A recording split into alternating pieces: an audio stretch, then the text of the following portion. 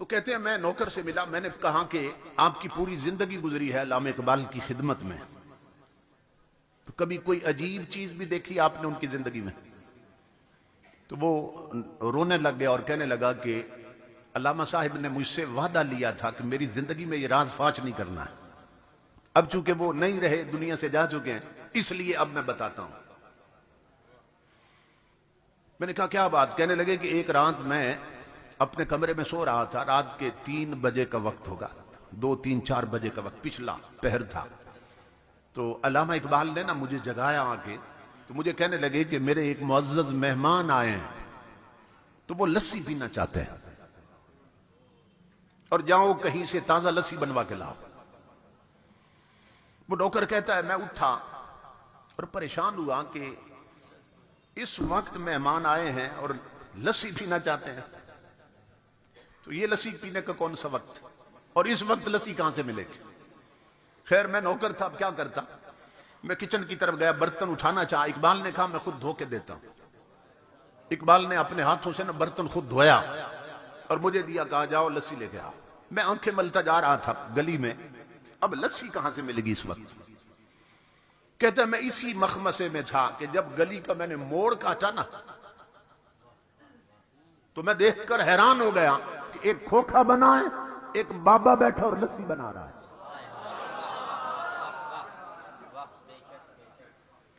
मैं हैरान हो गया, ये रातों रात दुकान कैसे बन गई, खोखा कैसे बन गया, और इस बाबे को मैंने पहले कभी नहीं देखा।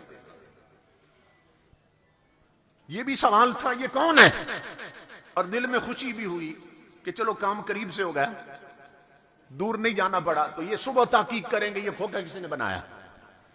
मैं गया बाबा जी के पास, सलाम अलैकुम, वालेकुम सलाम, अलैक सलैक के बाद मैंने कहा जी लस्सी बना दे। उन्होंने लस्सी बना के दी। जब मुझे बर्तन थमाया उन्होंने, तो मैंने कहा बाबा जी कितने पैसे हैं? तो वो हंस के फरमाने लगे ले जाओ, इकबाल से हमारा मामला चलता रहता है, इकबाल से हमारा मामला चलता रहता। वो कहता है मैं इस पर और हैरान हुआ कि ये बाबा जी इकबाल को भी जानते हैं और मैं इकबाल के हर जानने वाले को जानता हूं, और मैं इस बाबे को नहीं जानता। बहुत हैरान मैं आया, मैंने अल्लामा साहब को ना बर्तन दिया, उन्होंने कहा अपने कमरे में जाओ। मैं अपने कमरे में बैठा था चारपाई पे, वो मेहमान की खिदमत में गए और लस्सी पेश की। थोड़ी थोड़ी बातों की आवाज आ रही थी। अब मैं मुंतजिर था कि अगला क्या ऑर्डर है, मेहमान यहीं ठहरेंगे या अभी रुखसत होंगे? कहते हैं मैंने महसूस किया कि मेहमान रुखसत हो रहे हैं। मैंने देखा सेन में मेहमानों ने इकबाल को सीने से लगाया, पेशानी चूमी और निकले। मैं दौड़ा, मैंने कहा अल्लामा साहब मैं कुंडी लगा देता हूं, आप सो जाएं। इकबाल अपने कमरे में, मैंने कुंडी नहीं लगाई। मैं ना पीछे निकला कि देखूं तो सही आधी रात को आने वाला कहां जा रहा है, ये मेहमान कौन था? वो कहता अल्लाह की इज्जत की कसम मैंने देखा कि उस मेहमान ने एक कदम उठाया इकबाल के दरवाजे से, दूसरा गली के आखिरी कोने पे रख दिया और गायब हो गए। मैं दौड़ा पीछे कि इतना बड़ा कदम जिस्मानी नहीं होता, ये रूहानी होता है। नाराए तकबीर, नाराए रिसालत, नाराए हैदरी।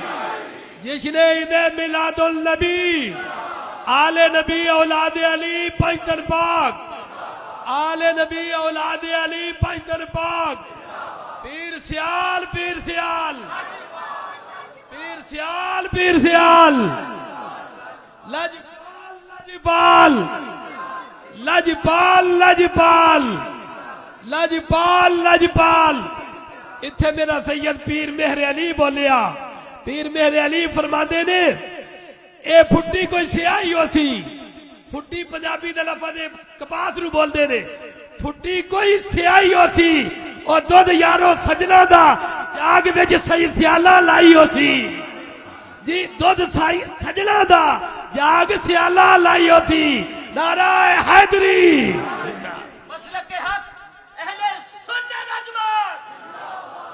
मैं हैरान था, ये कदम जिस्मानी नहीं हो सकता, ये रूहानी कदम उठा है।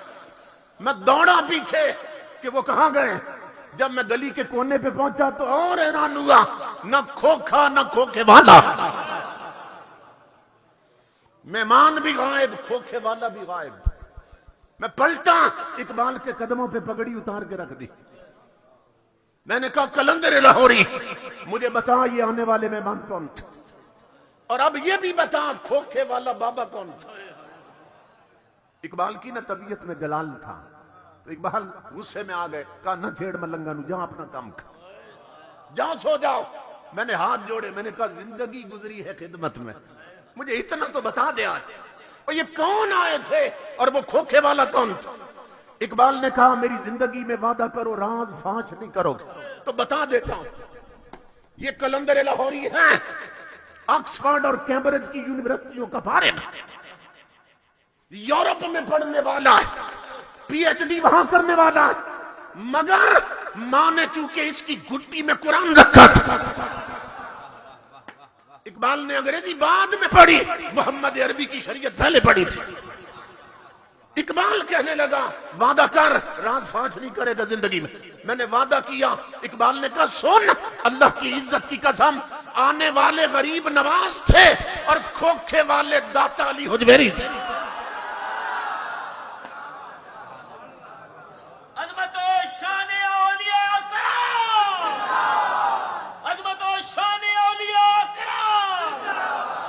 इसीलिए इकबाल कहता है death does not exist, it is life that is the predominant reality not death.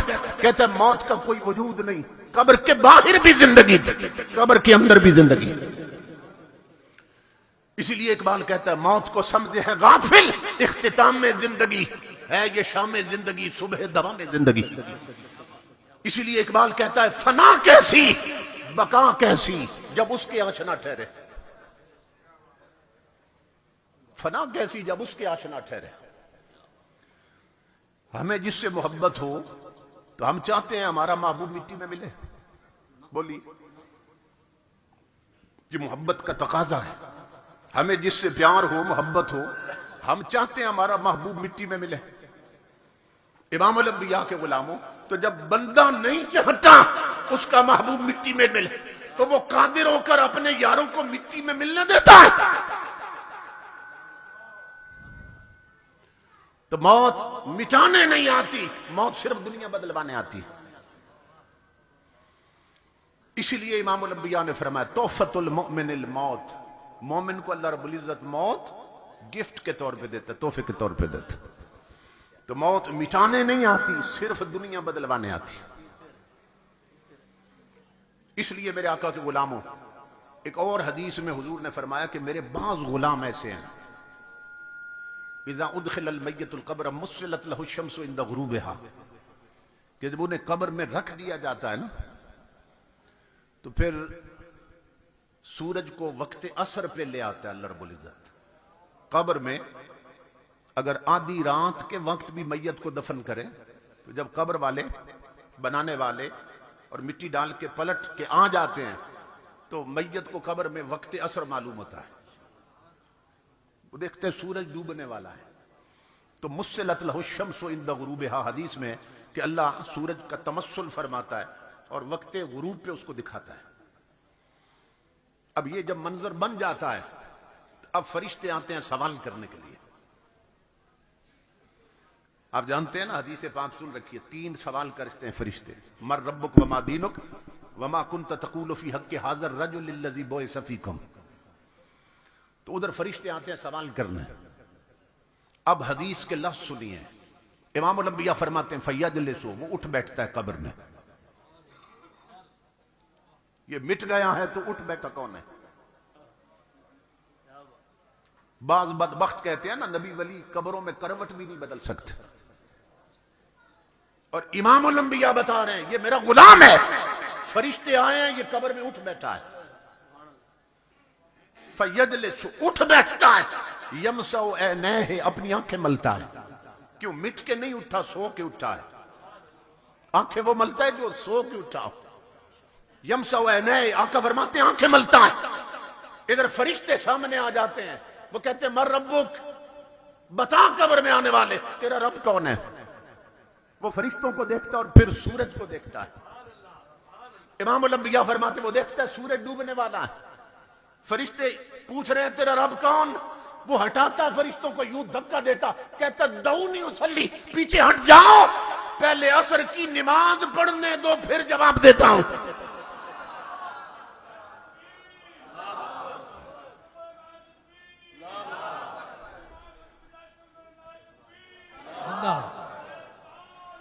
या रसूल जिंदा या अली लाजपाल लाजपाल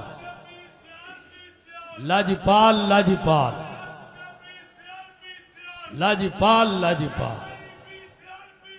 लाजपाल लाजपाल लाजपाल लाजपाल। कहता है पीछे हट जाओ, पहले मुझे असर की नमाज पढ़ने दो।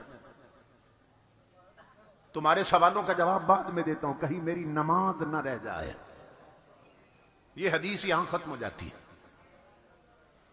फरिश्ते आते हैं, कहते हैं तेरा रब कौन, वो कहते हैं पहले नमाज पढ़ दूं फिर जवाब देता हूं। ये हदीस यहां खत्म हो जाती है। हकीमुल उम्मत मुफ्ती अहमद यार खान नईमी रहमतुल्लाह ताला अलैह, आपने इस हदीस की शरह में लिखा है कि यहां हदीस खत्म क्यों हो गई। फरमाते इसलिए कि बात ही खत्म हो गई। कुछ हुजूर के उम्मती ऐसे हैं, फरिश्ते कहते हैं तेरा रब कौन, वो कहता है पहले नमाज पढ़ लूं फिर बताता हूं। फरिश्ते उसकी कब्र से पलट जाते हैं, वो नमाज शुरू कर देता है, फरिश्ते पलट जाते हैं और फिर कयामत तक लौट के नहीं आते पूछने के लिए तेरा रब कौन है। और सबका मरना एक जैसा नहीं, सबकी कब्रें एक जैसी नहीं, लौट के नहीं आते। क्यों? कि उनके हर सवाल का जवाब इसने दे दिया। फरिश्तों को खबर हो जाती है कि जिसे कब्र में भी नमाज की फिक्र लगी है, इसकी दुनिया की जिंदगी किस ढंग में गुजरी होगी। तो ये इमाम उल अंबिया के सच्चे गुलाम ये कब्र में भी नमाज की बात छेड़ देते हैं। ये कौन कह सकेंगे कि पहले नमाज पढ़ लो? क्या वो कह सकेंगे जो ताश की बाजी नहीं छोड़ते और सजदे छोड़ देते हैं, जो होटल पर हुक्के का कश नहीं छोड़ते और नमाजें छोड़ देते हैं, वो कह सकेंगे?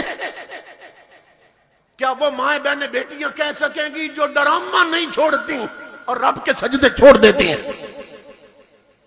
क्या वो जवान कह सकेंगे जो क्रिकेट मैच के लिए जुमे की नमाजें छोड़ देते हैं कि पहले नमाज पढ़ ले? क्या वो कह सकेंगे? ये कौन कहेगा जिसकी पेशानी में सजदे का नूर होगा, जिसके पांव मस्जिद के रास्ते पे चलने के आदी होंगे? ये वो कह सकेगी कि जिसने टीवी नहीं मुस्तफा का मुसल्ला आबाद रखा होगा? सिर्फ वो कह सके। तो जब सबकी जिंदगी एक जैसी नहीं तो सबकी मौत भी एक जैसी नहीं होती। तो जब सबकी मौत एक जैसी नहीं तो सबकी कब्र भी एक जैसी नहीं होती। हजरत राबिया बसरी हैं औरत, हजरत राबिया बसरी औरत हैं, मगर अपने रब के साथ ऐसी लौ लगाई कि अपने दौर के बड़े बड़े मर्दों को पीछे छोड़ गए। औरत हैं, कब्र में गई, कब्र में फरिश्ते आ गए पूछने तेरा रब कौन है। फरिश्ते आके कहते हैं राबिया मर रब्बुक, तेरा रब कौन है? ये औरत है मेरी मां बहनों बेटियों। फरिश्तों को फरमाने लगी मन अंतुमा, पहले बताओ तुम कौन हो। मुझसे रब का पूछने वालों, पहले बताओ तुम कौन हो। उन्होंने कहा हम फरिश्ते हैं और हमारी ड्यूटी है जो भी कब्र में आए आते हैं उससे सवाल करते हैं, पूछते हैं। आपने फरमाया हजरत राबिया ने बताओ कहां से आए हो। फरिश्तों ने कहा आसमानों से आए। कहां से आए? आसमानों से आए।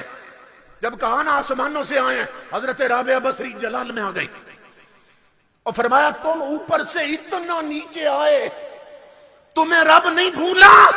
मैं सिर्फ 2 गज नीचे गई, मुझे यार कैसे भूल सकता है? तकबीर, नाराए रिसालत, नाराए हैदरी, नाराए हैदरी, पीर सियाल लाजपाल लाजपाल। अल्लाह अल्लाह किए जाने से अल्लाह ना मिले तो अल्लाह वाले हैं जो अल्लाह से मिला देते हैं। अल्लाह अल्लाह किए जाने से अल्लाह ना मिले तो अल्लाह वाले हैं जो अल्लाह से मिला देते हैं। नाराए तकबीर। क्या तुमने मेरा ताल्लुक इतना कच्चा समझा है? तुम ऊपर से इतना नीचे आओ तुम्हें रब न भूले, और मैं सिर्फ 2 गज नीचे गई मुझे मौला भूल गया।